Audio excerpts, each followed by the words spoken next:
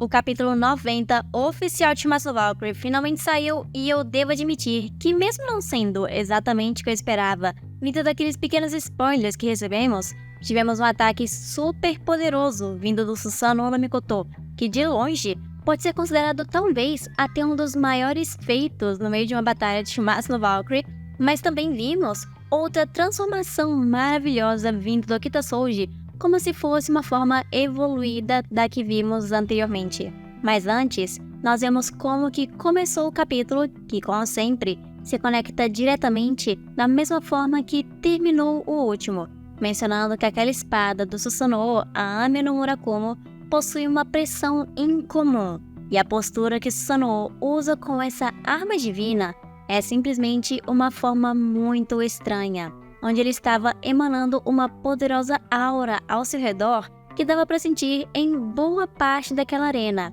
e que parecia que o Susanoo estava mirando e preparando seu próximo ataque para que Okita Souji fosse atacá-lo. E o Susanoo perguntou para o Okita Souji se aquela postura que ele estava fazendo era legal, porque ele havia guardado especialmente ela para o Okita Souji, como se ele soubesse que algum dia, em algum momento, ele seria capaz de lutar contra o Okita Souji, seja no Ragnarok ou não. Inclusive, o próprio Okita reconheceu a pressão daquela espada e que ela estava fazendo sobre ele, porque era algo tão sobrenatural e tão forte que para ele era algo incompreensível. Só que também os seres humanos que estavam lá observando a arena perceberam que aquela postura, além de incrível, não era assim tão desconhecida, porque eles acharam que ela era algo muito familiar para todos eles, porém de uma forma um pouco diferente, dizendo que eles conheciam essa pose por conta de uma pintura antiga que foi feita do Susanoo, onde ele estava fazendo essa mesma postura que ele está apresentando agora como especial para o Okita Souji. O que me faz pensar se ele usou essa postura antes mesmo do Ragnarok e não guardou ela somente para o Okita. E como sempre depois disso, vem as dezenas de explicações de Sasaki e do Miyamoto Musashi falando que o Susanoo está pronto para atacar assim que o Okita chegar na sua área de alcance, e que eles nunca haviam visto uma posição como aquela em nenhuma escola de esgrima da época que eles frequentavam, mas parece ser algo semelhante ao Iai, que é uma posição na espada que eles também explicam, onde se usa os movimentos do seu oponente para poder contra-atacar, uma forma de luta definitivamente muito poderosa contra o recebimento de outros ataques vindos do seu oponente. Mas aquilo que eles estavam vendo no Susanoo,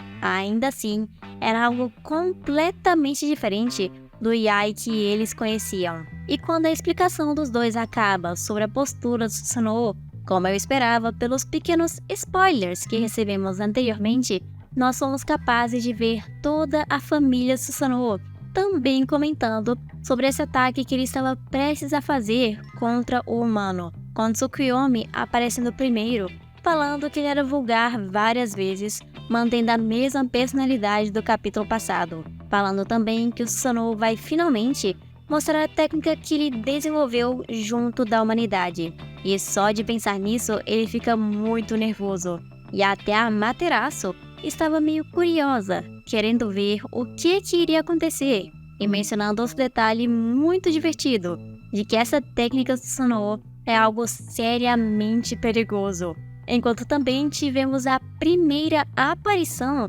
do pai dos 3 nobres deuses japoneses, o Izanagi, que está praticamente na mesma média dos outros deuses de Shimatsu, que são lindos e maravilhosos. Mas particularmente, eu gostei do pequeno detalhe que tem abaixo do olho desse deus e a maneira que o cabelo dele foi feito nessa página. E o Izanagi fica se perguntando o que é que ele deveria fazer com seu garotinho, como se ele quisesse punir o Susanoo pelas coisas que ele fez no flashback, mas aparentemente ele falou de uma forma assim tão amigável e calma que eu duvido que ele vá fazer isso. E o Okita também havia achado essa posição do Susanoo muito interessante, mas falou que ele não ia conseguir acertá-lo. E aparentemente, o Susanoo levou aquilo quase como um desafio, porque ele pareceu ter ficado bem animado depois de ouvir tudo isso que o Okita falou para ele. E logo depois, o Okita Soji começou a avançar de uma só vez logo na direção do Deus da Espada, indo enfrentar frente a frente aquela postura esquisita que ele nunca viu, mas ao mesmo tempo visualizando onde que Susanoo poderia acertar ele, tomando base do alcance da sua espada, como aquelas zonas de alcance que foram mostrados alguns capítulos atrás, onde o Okita conseguiu um pouco burlar esse sistema. Mas o que o Okita estava fazendo mesmo, ao invés de enfrentar de frente a postura do Susanoo, era ficar rodando e tentando despistar o Susanoo, correndo de um lado para o outro, da mesma forma que ele fez quando se parecia um fantasma, deixando até mesmo imagens residuais para mostrar a velocidade que ele está fazendo isso, tentando de alguma maneira achar uma abertura para atacar o Susanoo, coisa que eu já esperava que ia acontecer, levando em conta que essa postura do Susanoo provavelmente deve ser algo muito especial para ele estar usando exatamente agora, depois do flashback, quando ele se lembrou das coisas que fez em seu passado. Mas não importava a maneira que o Okita Soji tentava encontrar uma abertura na defesa do Susanoo, ele infelizmente não era capaz, porque aquela mão do Deus da Espada ficava constantemente seguindo ele para todos os lados, em que ele sequer pensava em atacar o Deus. Ou seja, se o Okita Soji não é capaz de atacar nesse momento, quem deve fazer isso é o próprio Susanoo no Mikoto, falando que, como esperado do Okita, por ser o maior matador de humanos do final do período Edo, ele não tem medo de avançar de frente, mas menciona também que era apenas um grande desperdício ele ficar tentando ler a distância entre eles, que é aquela zona que mostra o mangá, enquanto evitava o seu campo de alcance. E o motivo disso era porque agora o Susanoo ia mostrar o verdadeiro alcance da sua espada, dando já o primeiro passo para fazer o seu ataque, que por um momento o Okita pensou que não fosse alcançá-lo daquela distância, mas infelizmente, para o nosso demônio, ele estava completamente enganado, porque momentos depois, o Susanoo brandiu a sua espada na direção do Okita, e mesmo a espada dele realmente não chegando a nem encostar no humano, uma lâmina de vácuo se formou na ponta da sua espada, cortando assim na mesma potência na direção do Okita. E para vocês terem noção da força desse ataque de Susanoo, ele foi capaz também de cortar ao meio praticamente todas as casas que estavam entre ele e o Okita, e principalmente atrás dele, fazendo um corte mais do que perfeito somente com a lâmina de vácuo em toda essa parte da arena. E essa cena conseguiu se tornar ainda mais bonita, sem dúvidas uma das melhores cenas dessa batalha, ainda mais por serem páginas duplas muito bem detalhadas,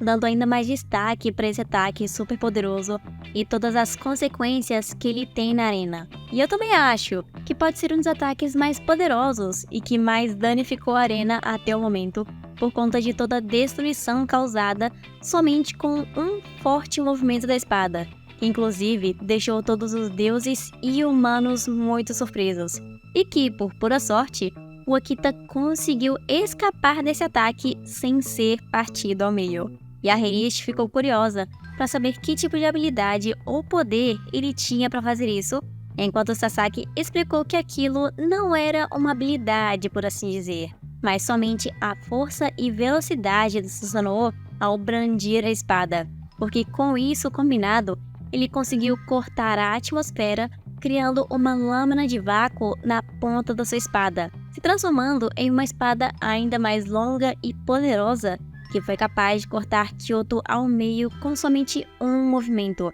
E a Heiichi, ainda mais curiosa, perguntou se todos que dominaram a arte da espada poderiam fazer algo daquela magnitude. E o Sasaki, meio que rindo, falou que queria que as coisas fossem assim, mas isso só foi possível porque Susanoo ficou treinando e brandindo a espada por mais tempo do que qualquer humano poderia sequer imaginar. Mais de centenas e milhares de anos, que é algo que somente alguém que verdadeiramente ama a espada poderia fazer. Alguém realmente como o próprio Susanoo no Mikoto, que largou literalmente tudo para que pudesse somente aprender sozinho toda a arte da espada. E depois, voltando para a arena, o Susanoo disse que, como esperado do matador de homens mais forte do final do período Edo, ele conseguiu reagir à sua espada de vácuo à primeira vista, como se estivesse esperando por isso. Mas ele se pergunta se o Okita teria sido partido ao meio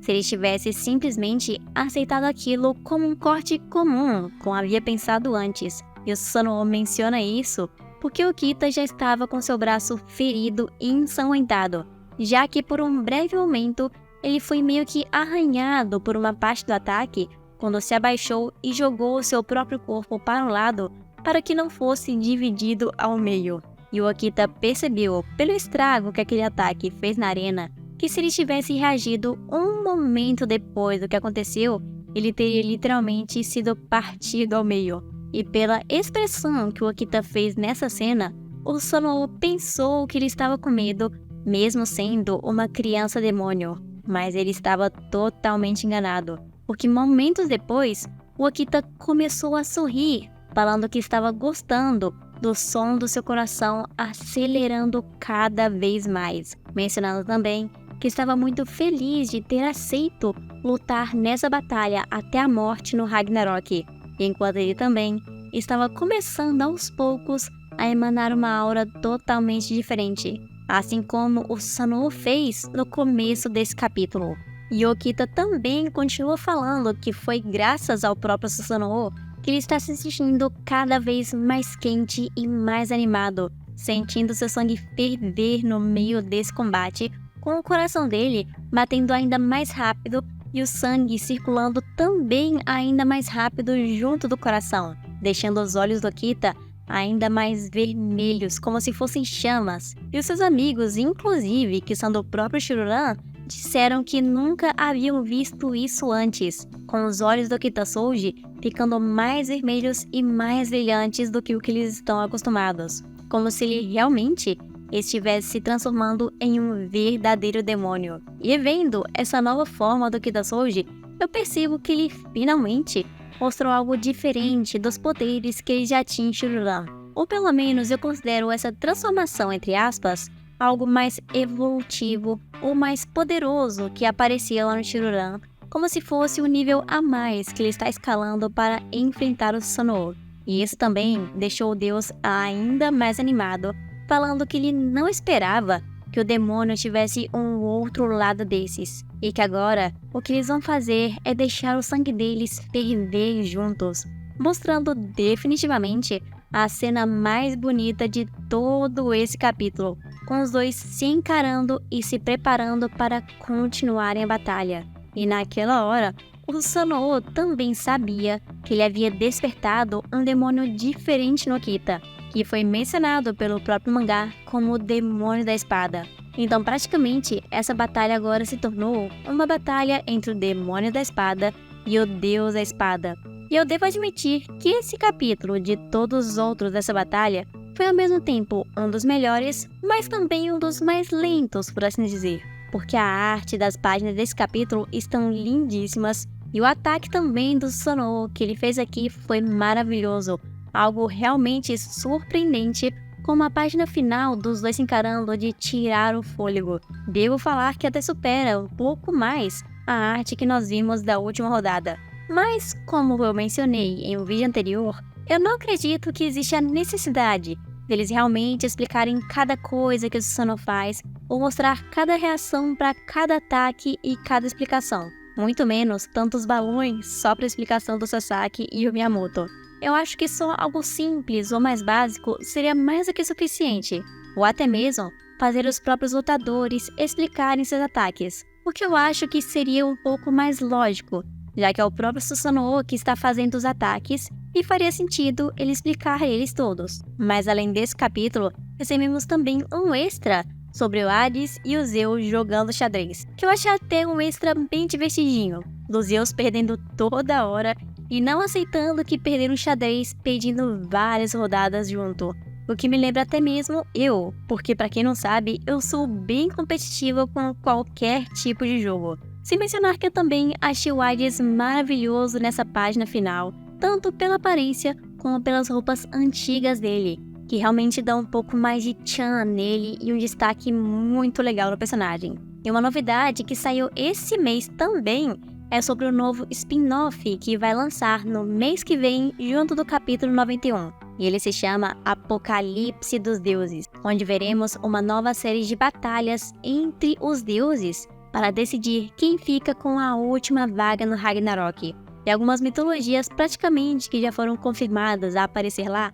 é a celta, a do hindu e também os egípcios. E eu só não irei entrar em mais detalhes desse spin-off porque eu quero falar sobre isso em um vídeo maior e mais aprofundado sobre ele, com minhas opiniões e teorias sobre o que pode ou não acontecer no meio dessa história, que parece que vai até mesmo ofuscar um pouco essa batalha do Ragnarok. Mas esse foi o capítulo 90 completo de Shimatsu no Valkyrie, e pela primeira vez eu até que fiquei um pouco ansiosa para ver o que teremos no próximo capítulo, considerando a magnitude do ataque de Susanoo que nós vimos agora em pouco. Então também deixe a opinião de todos vocês aqui embaixo nos comentários, que eu sempre gosto de ver. Então já escreve o que você está pensando dessa batalha e desse capítulo, e já se inscreve no canal, porque falta bem pouquinho pra gente finalmente conseguir chegar aos 30 mil inscritos.